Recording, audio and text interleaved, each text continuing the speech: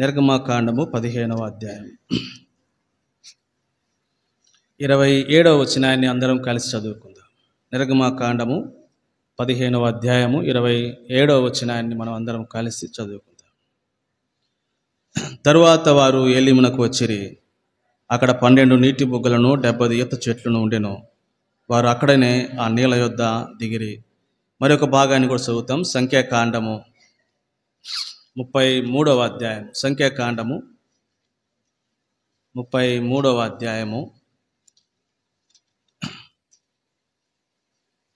8, 9 వచనాలను మనం కలిసి చదువుకుందాం. 33వ అధ్యాయం సంఖ్యాకాండము 8, 9 వచనాలను కలిసి చదువుకుందాం. పిహాహీరోతులో నుండి బయలుదేరి సముద్రం మధ్య నుండి అరణ్యంలోనికి చేరి ఏతాము అరణ్యమందు 3 దినముల ప్రయాణం చేసి మారాలో దిగిరి. మారాలో నుండి బయలుదేరి ఏలీముకు వచ్చిరి. ఏలీములో 12 నీటి బుగ్గలను 70 ఈత చెట్లను ఉండెను. అక్కడ దిగిరి. ప్రభు సాయం కొరకే మనం ప్రార్థన చేస్తాం. ప్రేమగల మా తండ్రి, వందన స్తోత్రాలు. ఇంతవరకు పాటల ద్వారా మీ నామానికి మహిమ తెచ్చుకున్నారు. తిరిగి మా ప్రభుని వ్యక్తిగతంగా మేము స్తుతించి ఆరాధించేందుకు కొరకై మా గమనమునకు మీరు తీసుకొచ్చిన ఈ పరిశుద్ధ లేఖన భాగాల కొరకై స్తోత్రాలు. దేవా, మీరే మా రబ్బునివి, మా మంచి బోధకుడివి. మా అందరికీ అర్థమయ్యేలాగున బోధించుము తండ్రి. వాక్యపు వెలుగులో మా ప్రభుని స్తుతించి ఆరాధించినట్లు సహాయం చేయండి. తీసుకొచ్చిన ప్రియుల కొరకై స్తోత్రాలు. ఇంక వస్తున్న మార్గ మధ్యలో ఉన్న క్షేమము తీసుకురండి. యేసునామమున ప్రార్థిస్తున్నాము తండ్రి, ఆమేన్. ఇశ్రాయేలీయుల యొక్క ప్రయాణ సరళి, వారి యొక్క మజిలీలో అప్పుడప్పుడు నేను మీకు జ్ఞాపకం చేస్తూ వస్తున్నా. అంతకుముందు నేను ఇశ్రాయేలీయుల యొక్క ఒక మజిలీని గురించి మీకు జ్ఞాపకం చేశాను 2వ వర్తమానంలో. అది సంఖ్యాకాండములో మనం చదువుతూ కూడా వచ్చాము. సంఖ్యాకాండము 33వ అధ్యాయంలో మనం ఆ స్థలమును గురించి చదువుతూ వచ్చాము. 6వ వచనం యొక్క చివరి భాగంలో ఏతాములో దిగిరి. కాబట్టి ఏతామును గురించి నేను మీతో 2వ వర్తమానాన్ని జ్ఞాపకం చేస్తూ వచ్చాను. తిరిగి మరొక స్థలము ఇశ్రాయేలులో దిగినటువంటి స్థలము, అది ఏంటంట? ఏలీము. సంఖ్యాకాండం 15:27లోను, సంఖ్యాకాండం 33, 9, 10 వచనాల్లోను, నిర్గమకాండము 15వ అధ్యాయము 27 వచనంలో కూడా ఈ ప్రదేశమును గురించి వ్రాయబడింది.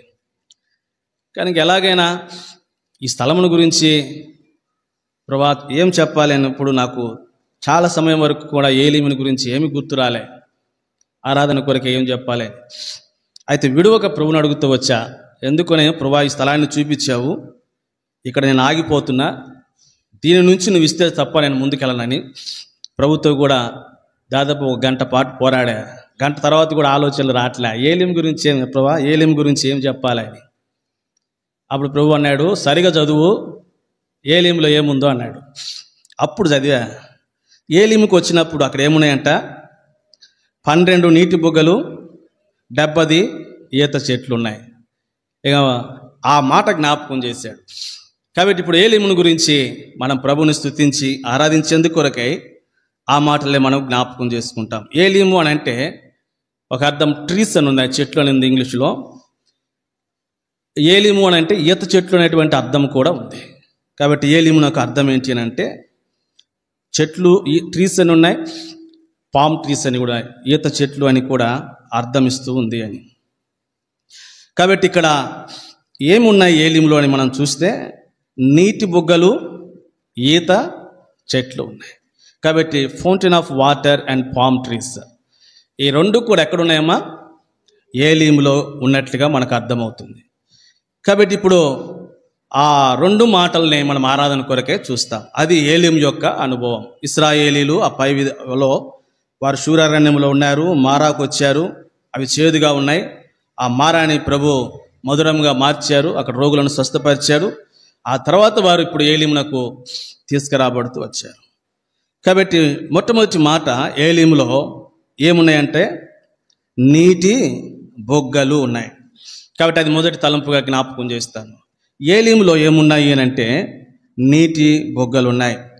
నీటి బుగ్గ ఎవరికి సాదృశ్యంగా ఉంది అనేది ఒక మాట నేను జ్ఞాపకం చేస్తాను. ఇర్మియా గ్రంథము 2వ అధ్యాయము 13వ వచనం. ఇర్మీయా గ్రంథము 2వ అధ్యాయము 13వ వచనం చదువు. నా జనులు 2 నేరములను చేసి ఉన్నారు. కాబట్టి ఫౌంటైన్ ఆఫ్ వాటర్ లేకపోతే ఫౌంటైన్ ఆఫ్ లివింగ్ వాటర్, కాబట్టి ఊట అయినటువంటి దేవుడు, నీటి బుగ్గ అని కిందకు వచ్చేసరికి ఏమన్నాడు? నీళ్లు నిలవని తొట్ల. కాబట్టి నీటి బుగ్గ ఎవరికి సాదృశ్యంగా ఉంది అని అంటే అది ప్రభువునకే సాదృశ్యంగా ఉంది ఇర్మీయా 2:13 ప్రకారం. ఇంకొంచెం కూడా క్రొత్త నిబంధనలు కూడా ఒక మాట దీనికి యాడ్ చేస్తే యోహాను సువార్త 4వ అధ్యాయము 14వ వచనంలో ప్రభు పలికినటువంటి ఒక మాట, నేను వానికి ఇచ్చు నీళ్లు వారిలో ఊరెడు నీటి బుగ్గ. కాబట్టి ఇప్పుడు ఈ నీటి బుగ్గ ఎవరో? నేనిచ్చేటువంటి నీళ్ళు అంటే నేను అని ప్రభు అక్కడ జ్ఞాపకం చేస్తూ ఉన్నాడు. కాబట్టి ఇప్పుడు ఏలీము అందులో ఉన్నటువంటి నీటి బుగ్గ ఎవరికి సాదృశ్యంగా ఉంది అని అంటే అది మన ప్రభు అయినటువంటి క్రీస్తునకు ముంగుర్తుగా సాదృశ్యంగా నీటి బుగ్గ ఉంది. సరే, ఇప్పుడు నీటి బుగ్గ అన్నప్పుడు నేను అక్కడ మొదటి తలంపును జ్ఞాపకం చేసుకుందాం. ఇప్పుడు నీటి బుగ్గ తర్వాత, నీటి బుగ్గ ఎవరు నేను మీకు జ్ఞాపకం చేశాను. ఆ తర్వాత ప్రభు ఒక మాట అన్నాడు, నేనిచ్చు నీళ్లు అన్నాడు కదా. ఇప్పుడు నీటి బుగ్గలో ఏమున్నాయి? నీరు ఉన్నాయి. ఈ నీరు 2 విషయాలను జ్ఞాపకం చేస్తుంది. కాబట్టి నీటి బుగ్గ ప్రభు అన్నప్పుడు, ప్రభువే నీటి బుగ్గ అన్నప్పుడు ఆ నీరు కూడా ప్రభువుని మనకి ఏమని జ్ఞాపకం చేస్తున్నాయి అనేది మనం 2 విషయాలు జ్ఞాపకం చేస్తాను. మొదటిది నీరు దేనికి సాదృశ్యము అంటే హేజ్కేలు గ్రంథము 47వ అధ్యాయము 9వ వచనం. హేజ్కేలు గ్రంథము 47వ అధ్యాయము 9వ వచనం. హేజ్కేలు గ్రంథము 47వ అధ్యాయము 9వ వచనం. వడిగా పారు ఈ నది వచ్చు చోటు నెల్లను, జలచరములన్నీ బ్రతుకును. ఈ నీళ్లు అక్కడికి వచ్చుట వలన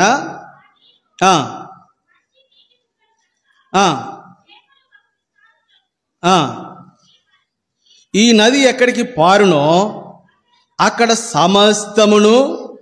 కాబట్టి ఇక్కడ వడిగా పారు ఈ నది, జలచరములన్నీ కూడా ఏమవుతున్నాయంట? బ్రతుకుతున్నాయి.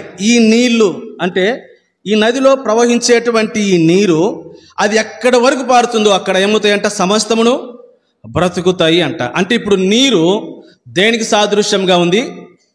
జీవమునకు సాదృశ్యంగా ఉంది. బ్రతకడం అంటే జీవించు ప్రతి చరములు అంటాడు అక్కడ అన్నాడు జలచరములన్నీ కూడా ఏమవుతాయంట? బ్రతుకుతాయి. అంటే ఇప్పుడు నీరు దేనికి సాదృశ్యంగా ముంగుర్తుగా ఉంది అని అంటే ఇప్పుడు నీటి బుగ్గ మన ప్రభువైనటువంటి యేసుక్రీస్తు వారైతే, కాబట్టి ఆ నీరు నేనిచ్చు నీళ్లు అన్నాడు ప్రభు సమరయ స్త్రీతో. ఇప్పుడు ఆ నీరు ఏమి మనకు సూచిస్తుంది అంటే ఆ నీరు జీవమును సూచిస్తూ ఉంది. అనంటే అది మన ప్రభువైనటువంటి యేసుక్రీస్తు వారిని ఏమని సూచిస్తుంది? యోహాను సువార్త 1వ అధ్యాయము 4వ వచనం. యోహాను సువార్త 1వ అధ్యాయము 4వ వచనం. కాబట్టి ఇప్పుడు ఆయనలో, కాబట్టి నేనిచ్చు నీరు అన్నప్పుడు నీరు అది జీవమును సూచిస్తూ ఉంటే ఇప్పుడు ప్రభువును ఏమని మనం సూచిస్తున్నాం? ఆయనలో ఏముందంట? జీవం ఉంది. ఆయనలో జీవం ఉంది. అందుకనే యెహోషువ గ్రంథము 3వ అధ్యాయం 11వ వచనంలో ఆయనకు ఒక పేరు ఇవ్వబడింది అక్కడ, జీవము గల దేవుడు అని. కాబట్టి ఇంతవరకు మీకు అర్థమైంది అనుకుంటున్నా. ఈ నీరు జీవమును జ్ఞాపకం చేస్తూ ఉంది, జీవమునకు సూచనగా ఉంది. కాబట్టి ఇప్పుడు ఆ నీరు జీవమునకు సూచనగా ఉన్నప్పుడు, కాబట్టి ఆ జీవం ఎవరు అంటే నాలో జీవం ఉంది, ఆయనలో జీవం ఉండెను అని రాయబడింది. కాబట్టి ఇప్పుడు ఏమి అంటే మనం యెహోషువ గ్రంథము మన 3:11 ప్రకారము ఆయన ఎవరు అనంటే జీవము గల దేవుడు. కాబట్టి ఈ నీరు ఏం జ్ఞాపకం చేస్తుంది అనంటే ఈ నీటి బుగ్గ అయినటువంటి దేవుడు ఏమై ఉన్నాడు? జీవము గల దేవుడై ఉన్నాడు అన్న సంగతిని. కాబట్టి ఇప్పుడు జీవము కలిగినటువంటి దేవుడు, నీటి బుగ్గ అయినటువంటి దేవుడు, ఆయన జీవము కలిగినటువంటి దేవుడు అన్న సంగతిని నీరు మనకు జ్ఞాపకం చేస్తూ ఉంది. అలాంటప్పుడు ఇప్పుడు మన యొద్దకు వస్తాం, మనం ఎలాగున్నాము అనే విషయానికి వచ్చినప్పుడు యెహెజ్కేలు గ్రంథము 37వ అధ్యాయంలోనికి వస్తాం. యెహెజ్కేలు గ్రంథము 37వ అధ్యాయము. యెహెజ్కేలు గ్రంథము 37వ అధ్యాయము మొదటి వచనాన్ని చదువుతాము. నా మీదికి వచ్చాను, నేను ఆత్మవశుడై ఉండగా యెహోవా నన్ను తోడుకొని పోయి ఎముక నుండి ఉన్న దింపెను.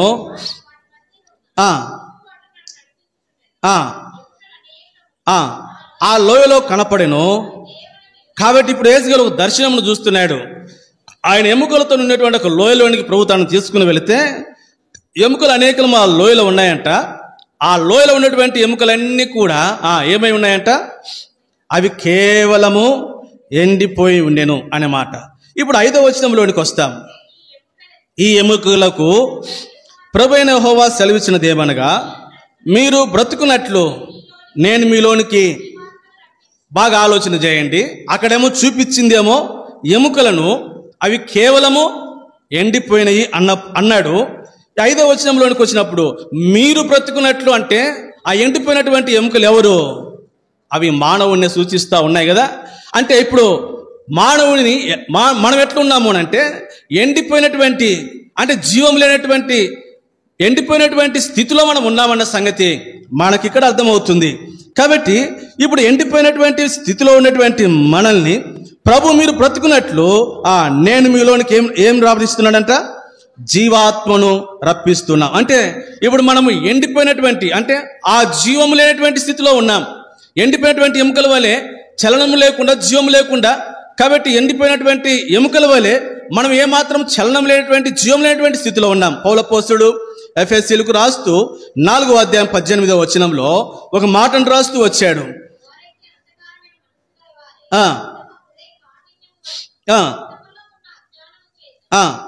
దేవుని వలన కలుగు జీవములో నుండి, నేను అందుకే యోహాను సువార్త 1వ అధ్యాయం మీకు ఇందాక జ్ఞాపకం చేశాను. 4 ఆయనలో ఏముందంట? జీవం ఉంది. ఇప్పుడు ఇక్కడికి వచ్చేసరికి ఏముందంట? దేవుని వలన కలిగేటువంటి ఆ జీవంలో నుండి, అంటే ప్రభులో ఉండేటువంటి ఆ జీవంలో నుండి మనం వేరైపోయి, ఆ ఏరైపోయిన కారణం చేత మనము ఎండినటువంటి స్థితిలో ఉన్నాం. ఆ జీవంలో నుండి వేరవటానికి గల కారణం ఏంటి అని అంటే అంధకార సంబంధమైన మనసు అన్నాడు, హృదయం యొక్క కాఠిన్యము అన్నాడు. కాబట్టి ఇది ప్రభు యొక్క జీవంలో నుండి మనల్ని ఏం చేసిందంట? వేరు చేసింది. ఎండిన స్థితిలో మనల్ని ఉంటూ వచ్చింది. అయితే ప్రభుకు స్తోత్రం. ఇట్టి స్థితిలో ఉన్నటువంటి మనల్ని ఇప్పుడు పౌలపోస్తులు కొరింథీయులకు రాస్తూ ఏమన్నాడు? కొరింథీ 2వ పత్రిక 4వ అధ్యాయము 10వ వచనం చదువుతాం. ఇప్పుడు యేసు యొక్క జీవము ఇప్పుడు ఏమైందంట? మా శరీరమందు ప్రత్యక్షమైన, చదవండి. యేసు యొక్క జీవము మా శరీరమందు ప్రత్యక్షపరచబడుటకై యేసు యొక్క మరణానుభవము మా శరీరమందు ఎల్లప్పుడూ వహించుకొని పోవచ్చున్నది. 11వ వచనం. ఏలయనగా యేసు యొక్క జీవము కూడా మా మధ్య శరీరమునందు ప్రత్యక్షపరచబడినట్లు సజీవులమైన మేము కాబట్టి యేసు యొక్క జీవము కూడా మా మత్య శరీరమునందు ఇప్పుడు ఏమైందంట? ప్రత్యక్షం. మత్య శరీరం అంటే ఎండిపోయి జీవం లేనటువంటి మనల్ని మృతమైనటువంటి శరీరమునందు ఇప్పుడు ప్రభు యొక్క జీవము మనలోనికి ప్రభు పంపిస్తూ వచ్చాడు. ఇప్పుడు మనల్ని 13వ అధ్యాయము 4వ వచనంలోనికి వస్తాం. కొరింథీ 2వ పత్రిక 13వ అధ్యాయము 4వ వచనం.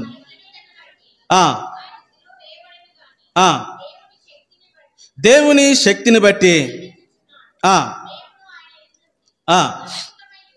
కానీ మీ ఎడల దేవుని శక్తిని బట్టి ఆయనతో కూడా జీవము గల వారం. చూడండి, మృతమైనటువంటి మనల్ని ప్రభు ఎట్లా చేశాడంట? ఆయనతో కూడా జీవము కలిగినటువంటి వారనులుగా ప్రభు మనల్ని చేస్తూ వచ్చాడు అని. కాబట్టి ఇప్పుడు మనము ఈ నీరు ఏమి జ్ఞాపకం చేస్తుంది అని అంటే ఆయన జీవము కలిగినటువంటి దేవుడు. కాబట్టి ఇప్పుడు మనలో ఆ జీవమును మనము కూడా దేవుడు మృతమైనటువంటి మనల్ని జీవము కలిగినటువంటి వారినిగా చేస్తూ వచ్చాడు. నీరు మొట్టమొదటిగా జీవమునకు సాదృశ్యంగా ఉంది. ఆ జీవం ప్రభువే. కాబట్టి మృతమైనటువంటి మనల్ని ప్రభు ఇప్పుడు ఏం చేశాడంట? మనల్ని ఆయనతో కూడా జీవము గల వారినిగా చేస్తూ వచ్చాడు. అందుకే యోహాను సువార్త 10వ అధ్యాయము 10వ వచనంలో, యోహాను సువార్త 10వ అధ్యాయము 10వ వచనంలో ప్రభు అన్నాడు, చివరి మాట చదువుదాం అక్క. గొర్రెలకు జీవము కలుగుటకును అది సమృద్ధిగా కలుగుటకు అందుని బట్టి ప్రభువును స్తుతిస్తాం. కాబట్టి ఆ జీవము దేవుడు మనకి ఎట్లా ఇచ్చాడంట? సమృద్ధి అయినటువంటి జీవమునిచ్చాడు. కాబట్టి దానిని బట్టి మనం ప్రభుని స్తుతించి ఆరాధన చేస్తాం. నీరు రెండవదిగా మరొక మాటని జ్ఞాపకం చేస్తాను. యోహాను సువార్తలో వస్తాం, 5వ అధ్యాయం 3వ వచనం. యోహాను సువార్త 5వ అధ్యాయము 3వ వచనం. ఆయా సమయములకు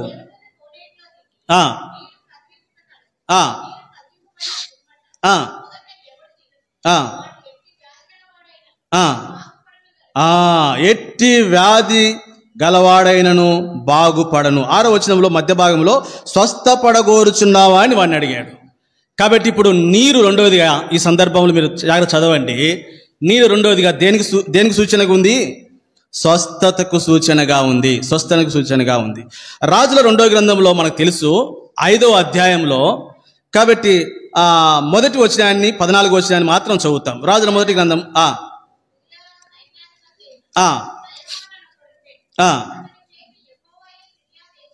అతని చేత యెహోవాయే సిరియా దేశమునకు కాదు, ఇప్పుడు 14వ వచనం చదువుతాం.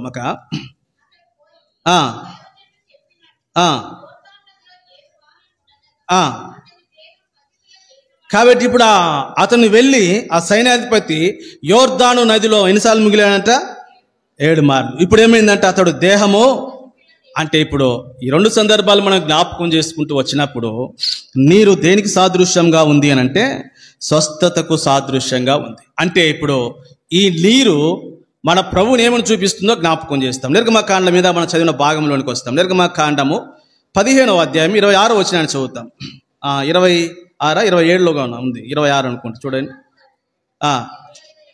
26 చివరి భాగం. నిన్ను స్వస్థపరుచు యెహోవాను. కాబట్టి నీరు ఇప్పుడు రెండోదిగా స్వస్థతకు జ్ఞాపకం చేయబడుతుంటే, కాబట్టి ఆ నీరు ప్రభువే మనల్ని ఏం చేయవాడని? స్వస్థపరచువాడు. కాబట్టి నీరు ఒకటి జీవమును, ఆయనలో జీవం ఉందని చెప్పింది. నీరు రెండోదిగా స్వస్థతకు ఆయనే మనలను స్వస్థపరచునటువంటి వాడు అని. అంటే మనం ఎట్లున్నాము? కాబట్టి ఇర్మీయా గ్రంథం 8వ అధ్యాయం 22వ వచనంలో మనము ఎలాగున్నామో రాయబడింది. 8:22 ఇర్మీయా గ్రంథము.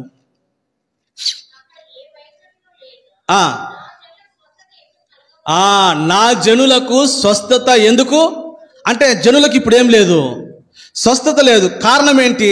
యెషయా గ్రంథం 1వ అధ్యాయం 6వ వచనంలోనికి వస్తాం. నా జనులకు ఎందుకు స్వస్థత లేదు అక్కడ చెప్పాడు. యెషయా గ్రంథం 1వ అధ్యాయము 6వ వచనం. స్వస్థత కొంచెమైనను లేదు, గాయములు, దెబ్బలు, పచ్చిపుండ్లు అవి పిండబడలేదు. కాబట్టి స్వస్థత కొంచెమైనను లేదు. ఆ లేకపోగా స్థితిని గురించి మాట్లాడుతున్నాడు. అరికాలు మొదలుకొని తల వరకు ఎక్కడ చూసినా గాయాలు ఉన్నాయి, దెబ్బలు ఉన్నాయి, పచ్చిపుండ్లు ఉన్నాయి. కాబట్టి ఇది స్వస్థత లేనటువంటి స్థితి. దీనికి ఇప్పుడు కారణం ఏంటి అని అంటే, ఇప్పుడు కీర్తనకారుడు 38వ కీర్తనలో తాను స్పష్టంగా రాస్తూ వచ్చాడు. 38వ కీర్తన 3వ వచనం. 38వ కీర్తన 3వ వచనం.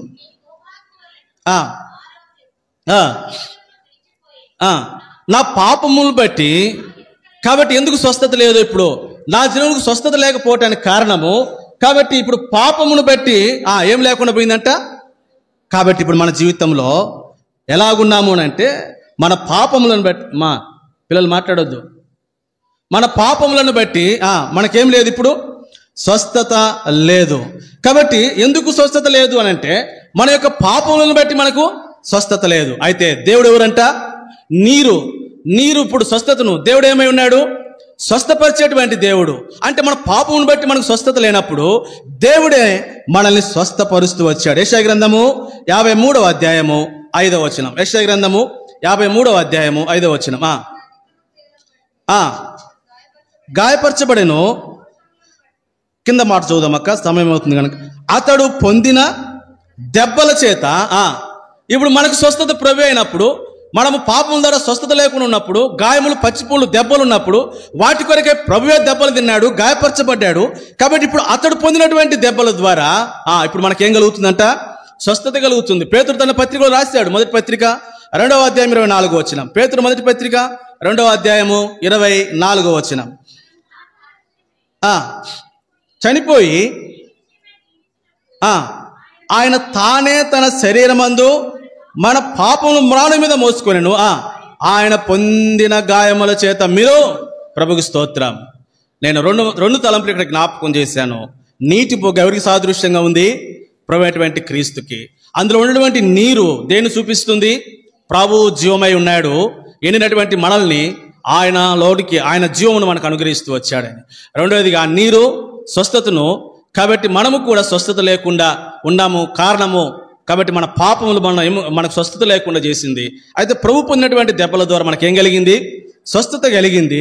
కాబట్టి మనము మన పాపములు మ్రాది మీద మోసుకుని ఆయన పొందినటువంటి గాయముల చేత మనకి ఇప్పుడు ఏం కలిగింది? స్వస్థత కలిగింది. ఈ రెండు తలంపులు మనసులో ఉంచుకోండి. ఇప్పుడు నేను మూడవ తలంపులోనికి వెళ్తాం. ఇప్పుడు నీటి బుగ్గలు ఎన్ని ఉన్నాయి అక్కడమ్మా? ఎన్ని నీటి బుగ్గలు ఉన్నాయట? 12 నీటి బుగ్గలు. అది మూడవ తలంపు. 12 నీటి బుగ్గలు ఏం జ్ఞాపకం చేస్తుంది అని అంటే, 12 అనేటువంటి సంఖ్య దైవ గ్రంథంలో మనకు చాలా విషయాలు చెబుతాయి. 12 గోత్రాలు ఉన్నాయి, తర్వాత 12 మంది అపోస్తులు ఉన్నారు, తర్వాత యెరూషలేమునకు 12 గుమ్మములు ఉన్నాయి, తర్వాత 12 పునాదులు కూడా ఉన్నాయి. కాబట్టి వీటన్నిటిని మనం జ్ఞాపకం చేసినప్పుడు నేను అక్కడికి మిమ్మల్ని తీసుకుని వెళ్తా, యెరూషలేము దగ్గరికి. ఈ 12 12 12 12 ఇప్పుడు నీటి బుగ్గలు 12 అన్నప్పుడు ఇది దేనిని మనకు చూపిస్తూ ఉందో ఒక మాటని మీకు జ్ఞాపకం చేస్తాను. మత్తయి సువార్త 19వ అధ్యాయము 28వ వచనం. మత్తయి సువార్త 19వ అధ్యాయము 28వ వచనం.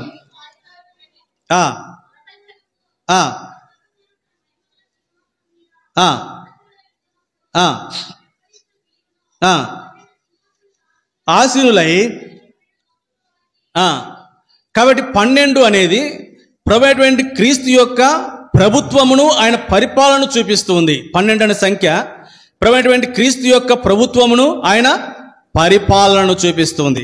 ఇప్పుడు ప్రభు పరిపాలకుడిగా ఉన్నాడు, ఆయన ప్రభుత్వం చేయబోతున్నాడు అని.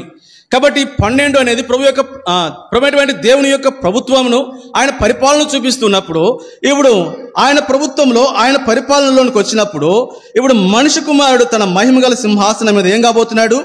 ఆసీనుడై ఉన్నప్పుడు మనల్ని కూడా ప్రభు ఏం చేయబోతున్నాడు అని అంటే, నన్ను వెంబడించినటువంటి మీరును 12 సింహాసనం మీద ఆసీనులై ఇశ్రాయేలులకు 12 గోత్రములకు ఏం చేయబోతున్నాం అంటే ప్రభు పరిపాలన చేయబోతున్నాడు.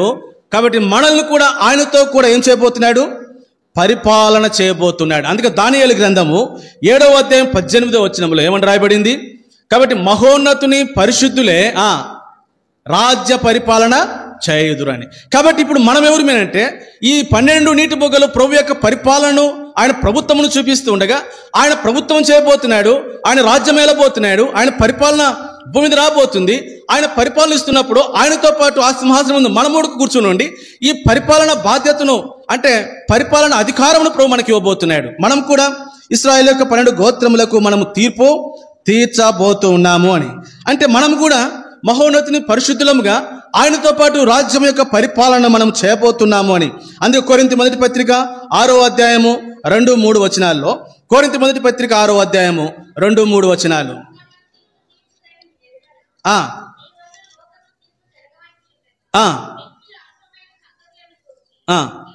2వ వచనం చదువుదాక. పరిశుద్ధులు లోకమునకు తీర్పు తీర్చుదురని మీరు ఎరుగుదురా? 3వ వచనం. మనము దేవదూతలకు తీర్పు. కాబట్టి ఇది ఏం చూపిస్తుంది అని అంటే ప్రభువుతో కూడా మనం చేయబోతున్నటువంటి ఆ పరిపాలన. అందుకే ప్రకటన గ్రంథకర్త అన్నాడు 2వ అధ్యాయము, ప్రకటన గ్రంథం 2వ అధ్యాయము 24వ వచనము 2:24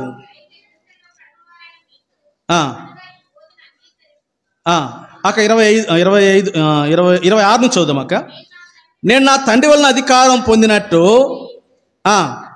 అంతవరకు నా క్రియలు జాగ్రత్తగా చేయడానికి జైనుల మీద అధికారం ఇచ్చేదను, అతడు ఇనుపదండంతో వారిని ఏలును. చాలక.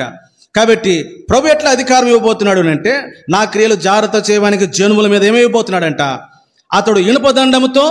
ఇది ప్రభు మనకి ఇచ్చినటువంటి అధికారం. అందుని బట్టి మనం ప్రభువుని స్తుతిస్తాం. నేను 3 మాటలు జ్ఞాపకం చేశాను నీటి బుగ్గను గురించి. నీటి బుగ్గ మన ప్రభువైనటువంటి యేసుక్రీస్తు వారే.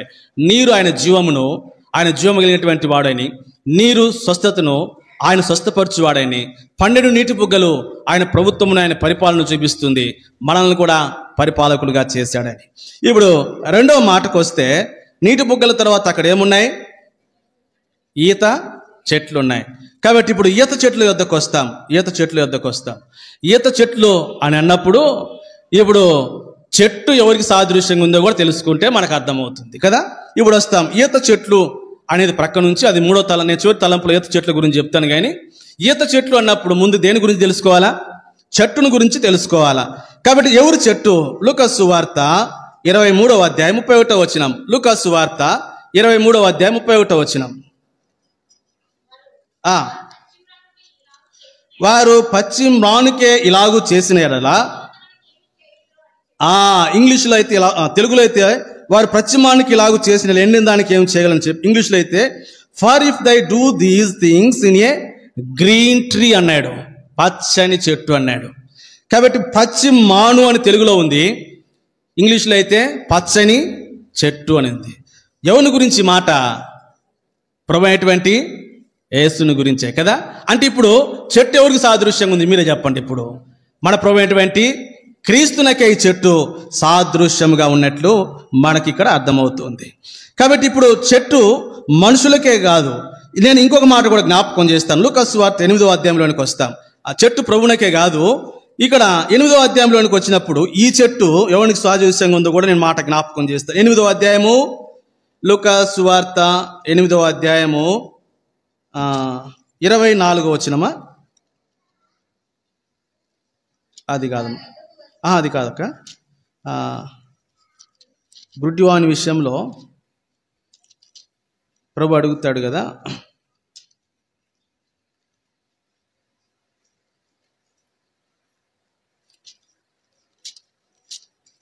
వాడిని కళ్ళు బాగు చేసిన తర్వాత వాళ్ళు ఎట్లా ఉన్నారంటే, వాడు యోహాను సువార్త అక్క, యోహాను సువార్త 9వ అధ్యాయం చదవండి.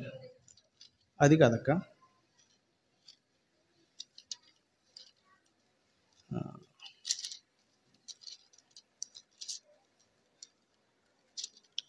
గుడ్డివాడిని బాగు చేసిన తర్వాత ప్రభు వాళ్ళు ఎట్లా కనపడుతున్నారంటే, వారు చెట్ల వలె, ఎక్కడక్క? మార్కు సువార్త, క్షమించండి, నేను లూకా సువార్త, మార్కు సువార్త 8వ అధ్యాయం, రైట్, మార్కు సువార్త 8వ అధ్యాయం 24వ వచనం. మనుషులు నాకు కనపడుచున్నారు, వారు చెట్ల వలె నుండి నడుచు. అంటే చెట్టు ప్రభు అయినటువంటి దేవుడే. రెండవదిగా చెట్టు ఎవరికి సాదృశ్యంగా ఉందంట? మనుషునికి కూడా సాదృశ్యంగా ఉంది.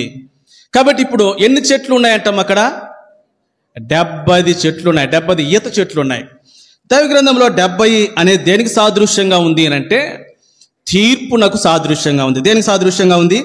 యెషయా గ్రంథం 23వ అధ్యాయము 15వ వచనం. యెషయా గ్రంథము 23వ అధ్యాయము 15వ వచనం. తూరు దేశమును గురించి మాట్లాడుతూ అక్కడ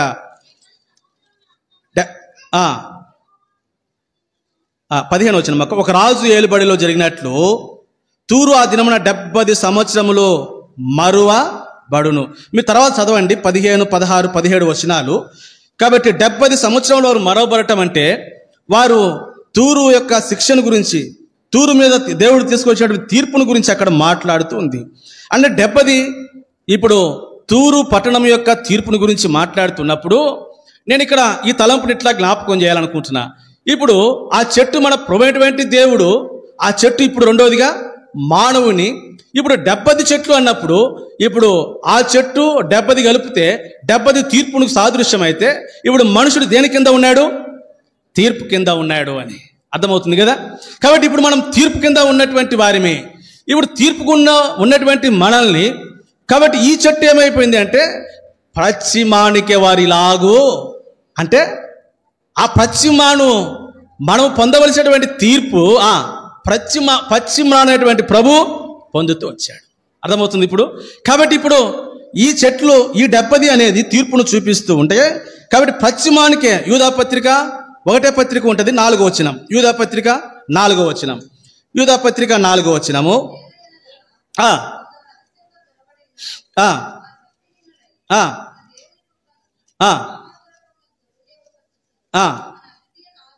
మన అద్వితీయ నాథుడును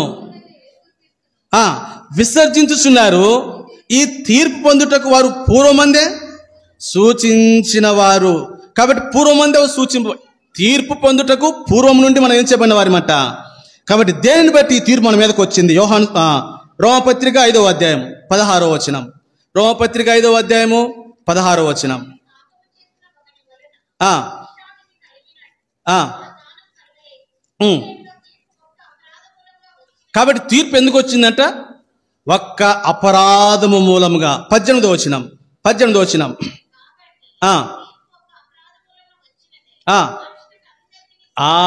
ఈ తీర్పు ఒక అపరాధం మూలంగా వచ్చి మనమందరికి శిక్షా విధికి కారణమైనట్లు.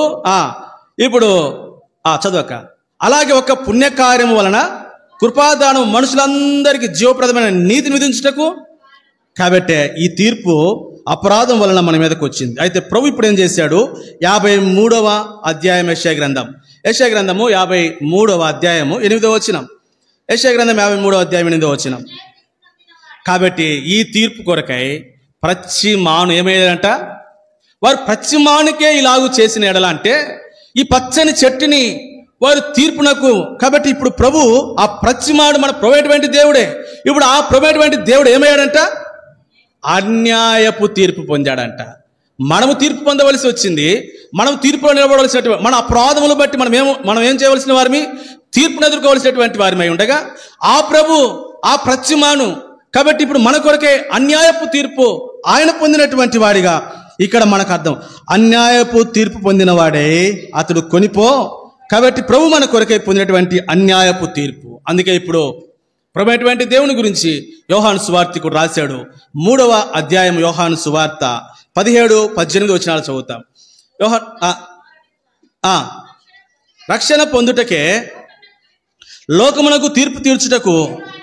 అది కాబట్టి లోకమును తీర్పు తీర్చుటకు కాదు, ఈ ప్రతిమాను మన కొరకై తీర్పు పొందుటకు ఇప్పుడు ఆయన లోకములోనికి పంపబడ్డాడు.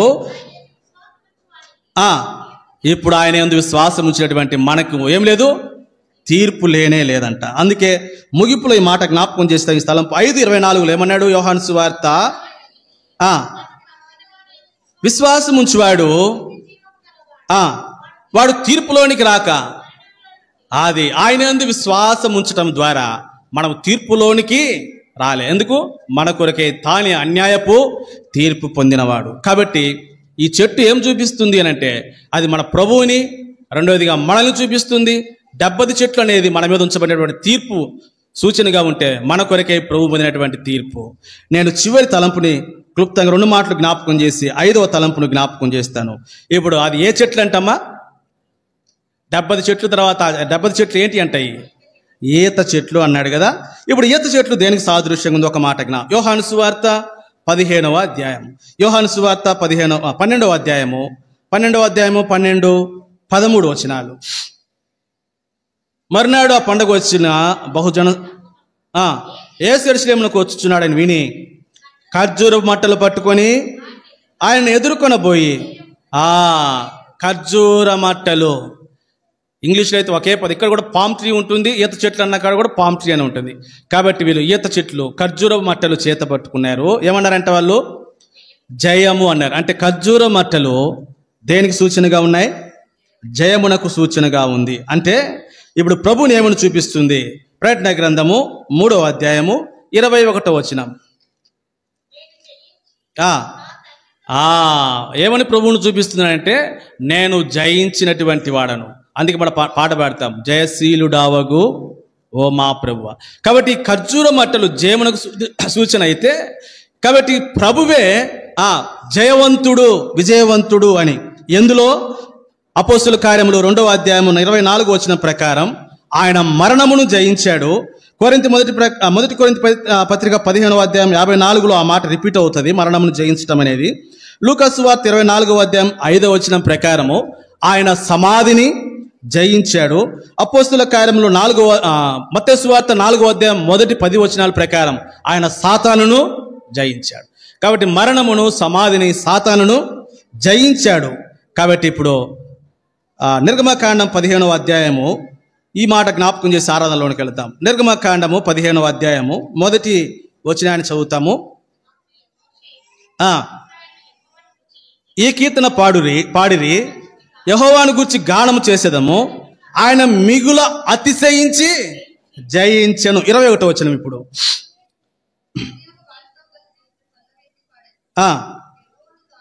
యెహోవాను గానము చేయుడి, ఆయన మిగుల అతిశయించి జయించెను. అవును, ప్రభు జయవంతుడు.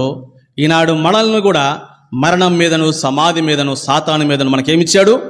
జయమనిచ్చాడు. నేను 5 తలంపులు జ్ఞాపకం చేశాను. మీ మనసులో వాటిని ఉంచుకొని మనము ప్రభుని స్తుతించి ఆరాధన చేస్తాం.